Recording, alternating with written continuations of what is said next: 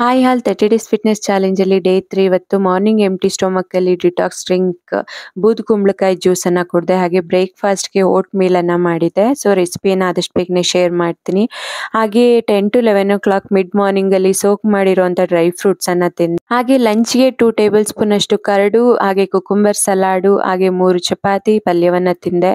So evening 4 to 5 o'clock ಅಲ್ಲಿ ನಾನು boil ಮಾಡಿರುವಂತ ರಾಜ್ಮಾ ಮತ್ತೆ ವೆಜಿಟೇಬಲ್ ಹಾಕಿರುವಂತ ಸಲಾಡ್ ಅನ್ನ ಮಾಡ್ಕೊಂಡೆ. Evening 6:30 to 7:30 workout. So trainer ಇರೋದ್ರಿಂದ ವರ್ಕೌಟ್ ಹೆವಿ ಇರುತ್ತೆ. ಸೊ ಅದಾದ ನಂತರ ಹೆಲ್ತಿ ಫುಡ್ ಅನ್ನ ತಗೋಬೇಕು.